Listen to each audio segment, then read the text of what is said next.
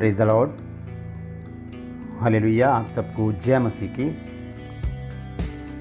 मैं आपका दोस्त पास्टर राज मैसी एक नए संदेश के साथ आपके सम्मुख उपस्थित हूँ।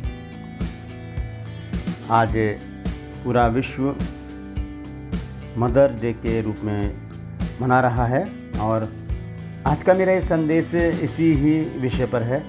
छोटा सा संदेश है। मैं आपको बताना चाहूँगा कि बाइबल इस विषय में हमें क्या बताती है, परमेश्वर इस विषय में किस प्रकार से हमारे साथ व्यवहार करता है, इस बात को हम आज देखेंगे। हालेलुया। तो बने रहिएगा मेरे साथ, पूरे ऑडियो को सुनिए और ध्यान दीजिए कि बाइबल हमें क्या बताती है। हम देख रहे हैं कि इन दिनों पूरे विश्व में और ख़ास तौर से हमारे भारत देश में कोरोना वायरस बहुत ही विकराल रूप ले चुका है और हम अपने आसपास ऐसा माहौल देख रहे हैं, एक डर का सा माहौल है और बहुत से बच्चे, बहुत से पिता, बहुत सी माताएं इस कोरोना वायरस का काल बन चुके हैं और मृत्यु का ग्रास हो चुके हैं। ऐसी दुखद परिस्थिति में हम किस प्रकार से अपने जीवन को व्यतीत करें, किस प्रकार से हम परमेश्वर के सम्मुख बने रहें, ये विषय बहुत ज़रूरी है कि हम ऐसी परिस्थिति में जब चारों ओर मौत ही मौत है, हमें जीवन के पास रहना चाहिए और वो जीवन है मेरा और आपका प्रभु यीशु मसीह। हम जानते हैं कि जीवन देने वाली एक माता भी होती है और क्योंकि संसार में हमें वही लेकर आती है, उसी से हमें जीवन मिलता है, वही हमें फीड कराती है, वही हमें चलना सिखाती है, पढ़ना सिखाती है, बढ़ना सिखाती है, चलना सिखाती है और हमें इस संसार में जीना सिखाती है। ये उनके लिए है जिनके पास माँ है, लेकिन जिनके पास माँ नहीं है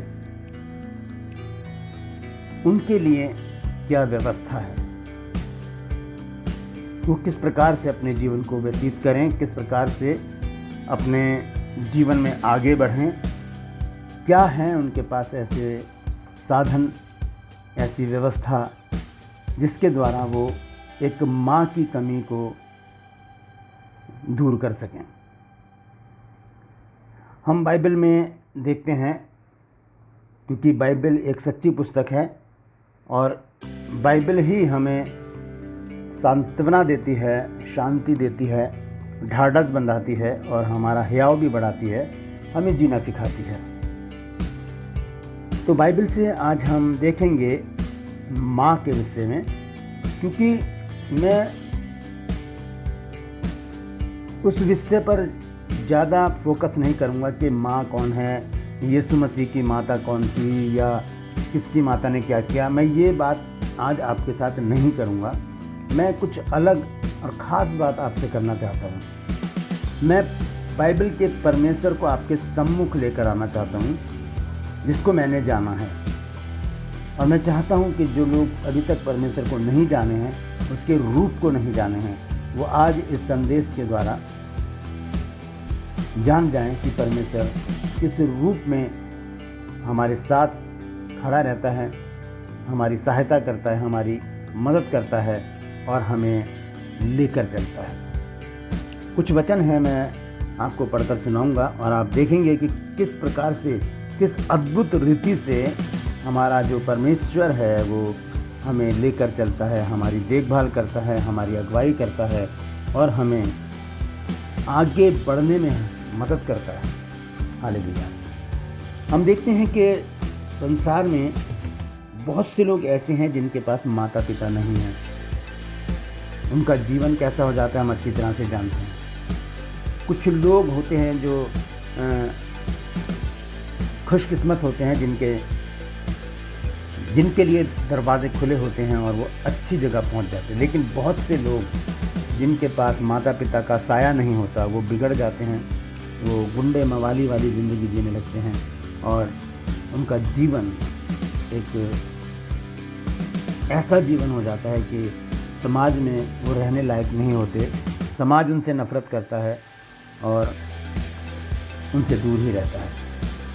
उनकी बात कर रहा हूँ जिनके पास माता पिता नहीं है, लेकिन मैं सबकी बात नहीं कर रहा। बहुत से लोग ऐसे हैं जिनके पास माता पिता नहीं है, वो भी मेहनत करते हैं और अपने पैरों पर खड़े होते हैं और अच्छे ओहदे पर पहुंचकर वो उस मुकाम को पा लेते हैं जहां पर उनके माता पिता उन्हें देखना चाहते थे। तो जिनके पास माता पिता नहीं है, जिनके पास पति नहीं है, विधवाओं की भी मैं यहाँ पर जिक्र करूँगा, विधवाओं का जिक्र भी करूँगा और मैं जिक्र करूँगा उन लोगों का जिनके पास भाई बहन भी नहीं है। वचन से ही हम देखेंगे कि किस प्रकार से परमेश्वर हमारे जीवन में कार्य करता है, क्या रूप हैं परमेश्वर के, इस बात को आज हम जानेंगे। ठीक है, तो सबसे पहले हम देखते हैं परमेश्वर एक पिता के रूप में हमारे सम्मुख किस प्रकार से बना रहता है और हमारी अगुवाई करता है। ठीक है, तो हम सबसे पहले मैं आपको एक बात और बता देना चाहता हूँ। बाइबल हमें जिस बात के लिए बाध्य करती है वो ये कहती है कि हम 3 बातों के ऊपर हमेशा ध्यान दें। परमेश्वर ने इन तीनों लोगों के ऊपर ध्यान दिया है, हमें भी परमेश्वर बाध्य करता है कि हम भी उनके ऊपर ध्यान दें। वो क्या है मैं पढ़कर बताऊंगा आपको। व्यवस्था विवरण 24 अध्याय और इसके 20 पद में ये लिखा है और बहुत सी जगह आगे चलकर भी हम इसको पढ़ेंगे तो हमें पता चलेगा कि परमेश्वर ने किस प्रकार से ये बात हमारे सामने रखी है कि हम इन लोगों की सुधि रखें। आइए देखेंगे क्या लिखा है। लिखा है व्यवस्था विवरण 24 अध्याय के 20 पद में, जब तू अपने जलपाई के वृक्ष को झाड़े तब डालियों को दूसरी बार ना झाड़ना, वह परदेसी, अनाथ और विधवा के लिए रह जाए। ठीक है, 3 बातों के ऊपर परमेश्वर ने फोकस रखा है, दृष्टि रखी है और हमसे भी कहा है कि हम उनके ऊपर ध्यान रखें। कौन है वो? परदेसी, अनाथ और विधवा। 21 पद में भी लिखा है, जब तू अपनी दाख की बारी के फल तोड़े तो उसका दाना दाना ना तोड़ लेना, वह परदेसी, अनाथ और विधवा के लिए रखे जाएं। तो परदेसियों के लिए, अनाथ के लिए, विधवाओं के लिए परमेश्वर बहुत ही पोलाइट रहता है, उनके लिए हमेशा तैयार रहता है और हमें भी तैयार करता है कि हम उनके लिए तैयार रहें, उनकी मदद करें, उनका न्याय चुकाएं और उनकी हर एक बात में सहायता करें। मैं एक वचन और पढ़ना चाहता हूँ। भजन संहिता 146 के 9 पद में लिखा है, यहोवा परदेसियों की रक्षा करता है और अनाथों और विधवा को तो संभालता है, परंतु दुष्टों के मार्ग को टेढ़ा मेढ़ा करता है। तो परमेश्वर इन तीनों बातों को अपने फोकस में रखता है, अपनी दृष्टि में रखता है और वो हमसे भी चाहता है कि हम भी परदेसियों, विधवाओं और अनाथों की देखभाल करें। तो आइए सबसे पहले हम देखेंगे कि परमेश्वर किस रीति से हमारा पिता बनता है। जब हम अनाथ हो जाते हैं, हमारे पास कोई कुछ नहीं होता, हमारे माता पिता नहीं होते, उनके विषय में हम देखेंगे। एक वचन मेरे साथ निकाल लीजिए और ये वचन है 2 कुरिन्थियों 6 अध्याय, 2 कुरिन्थियों 6 अध्याय और मैं पढ़ूंगा उसकी 17 और 18 आयत में क्या लिखा है। हालेलुया। देखिए क्या लिखा है यहाँ लिखा है कि इसलिए प्रभु कहता है कि उनके बीच में से निकलो और अलग रहो और अशुद्ध वस्तु को मत छुओ, तो मैं तुम्हें ग्रहण करूँगा और तुम्हारा पिता होऊंगा और तुम मेरे बेटे और बेटियां होंगे। यह सर्वशक्तिमान प्रभु परमेश्वर का वचन है। हम उसके बेटी बेटियां हो जाएंगे जब हम गलत बातों से निकलकर परमेश्वर के सम्मुख आ जाएंगे। इस प्रकार से परमेश्वर हमारा पिता बन जाता है और पिता के विषय में बहुत सारी बातें हैं बाइबल में और हम जब प्रार्थना करते हैं तब भी हम परमेश्वर को अपना पिता कहकर बुलाते हैं, हे अब्बा, हे पिता कहकर हम प्रार्थना करते हैं। और वचन में लिखा है, बहुत सी जगह लिखा है कि किस प्रकार से हम परमेश्वर की संतान बन जाते हैं। यूहन्ना 1:12 में लिखा है कि जितनों ने उसे ग्रहण किया उसने उन्हें परमेश्वर की संतान होने का अधिकार दिया। फिर हम देखते हैं कि विधवा के विषय में परमेश्वर क्या बन जाता है, क्या हो जाता है विधवाओं के साथ, कैसा व्यवहार करता है परमेश्वर। आइए देखेंगे यशायाह नबी की पुस्तक, उसका 54 अध्याय 54, उसकी 4 और 5 आयत में पढ़ूंगा। यहाँ लिखा है, मत डर क्योंकि तेरी आशा फिर ना टूटेगी, मत घबरा क्योंकि तू फिर लज्जित ना होगी और तुझ पर स्याही ना छाएगी, क्योंकि तू अपनी जवानी की लज्जा भूल जाएगी और अपने विधवापन के नाम धराई को फिर स्मरण ना करेगी।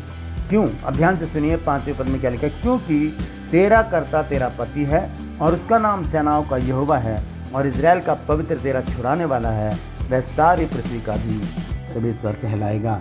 तो विधवाओं के लिए परमेश्वर उनका पति बनकर खड़ा हो जाता है। पति का मतलब होता है रक्षक। तो पति जो है वो बनकर परमेश्वर खड़ा हो जाता है विधवाओं के लिए। अनाथों के लिए पिता बनकर खड़ा है प्रभु, और विधवाओं के लिए पति बनकर खड़ा है।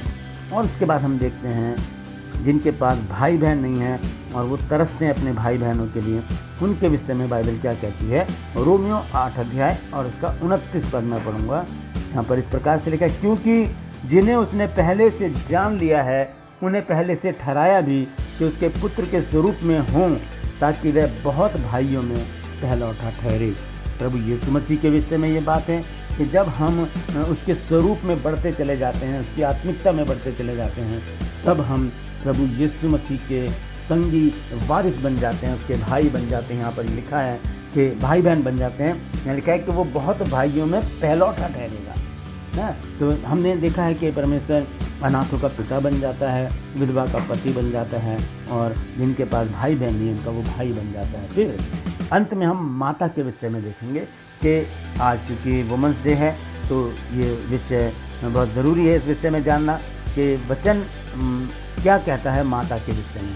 हम देखेंगे यशायाह नबी की पुस्तक में 66 अध्याय है और इसके 13 पद को मैं पढ़ूंगा। यहाँ पर क्या लिखा है। यहाँ लिखा है, जिस प्रकार माता अपने पुत्र को शांति देती है, वैसे ही मैं तुम्हें शांति दूंगा, तुमको यरूशलेम ही में शांति मिलेगी।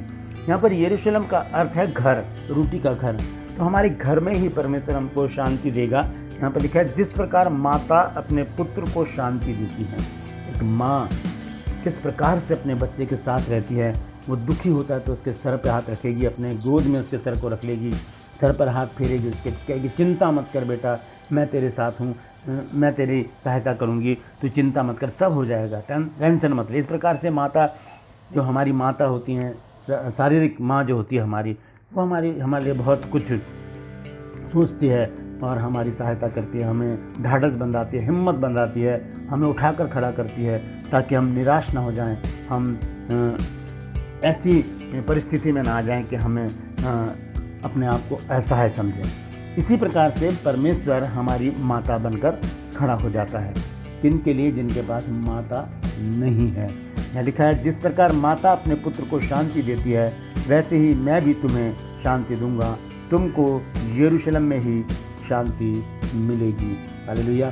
तो परमेश्वर एक माँ के रूप में हमारे सम्मुख है, हमारे साथ है, हमारी अगुवाई करता है, हमारे साथ चलता है, हमारी ज़रूरतों को पूरा करता है, हमारे सर के ऊपर हाथ रखता है, हमारी बातों को सुनता है, हमारी चिंताओं को सुनता है, हमारे दुखों को देखता है, हमारी परिस्थितियों को देखता है, हमारे साथ रोता है, हमारे साथ गाता है, हमारे साथ हंसता है, हमारे साथ बैठता है, हमारे साथ बातचीत करता है। ये है परमेश्वर के वो रूप जो परमेश्वर अपने बच्चों के साथ, अपनी संतान के साथ रखता है। हमने देखा है परमेश्वर अनाथों का पिता बन जाता है, विधवा का पति बन जाता है और भाई बन जाता है, और हम देखते हैं कि वो माता बनकर भी हमारे साथ खड़ा हो जाता है। तो आज वुमेंस डे पर उन लोगों के लिए ये विशेष संदेश है जिनके सर के ऊपर माँ का साया नहीं है। उनके लिए मैं उनसे कह देना चाहता हूँ कि चिंता ना करें, निराश ना हों, क्योंकि परमेश्वर अगर हमारा पिता है तो वो माता बनकर भी हमारे सामने खड़ा है, हमारे साथ खड़ा है, हमारी अगुवाई करने के लिए खड़ा है, हमारी मदद करने के लिए खड़ा है, हमें ढाढ़स बंधाने के लिए खड़ा है, हमें फिर से उठकर खड़ा होने के लिए, हमें हिम्मत देने के लिए परमेश्वर खड़ा है। क्योंकि जब हम बाइबल पढ़ते हैं तब हमें ये सारी बातें पता चलती हैं कि परमेश्वर किस अद्भुत रीति से हमारे साथ है, हमारे सम्मुख है, हमारे जीवन में है, हमारे घर में है, हमारे परिवार में है। जो आदर करे उस परमेश्वर का, जो हर परिस्थिति में अपना रूप बदलकर हमारे साथ खड़ा हो जाता है। हालेलुया। तो परमेश्वर इन वचनों के द्वारा हम सबको आशीष दे, और मैं गुजारिश करूंगा कि इस वीडियो को आप शेयर करें ताकि जिन लोगों के पास माता नहीं है, जो निराश हैं, वो इस बात को जान लें कि परमेश्वर आपका अगर पिता है तो वो माता बनकर भी आपके लिए खड़ा है। हालेलुया। परमेश्वर इन वचनों के द्वारा आप सबको आशीष दें।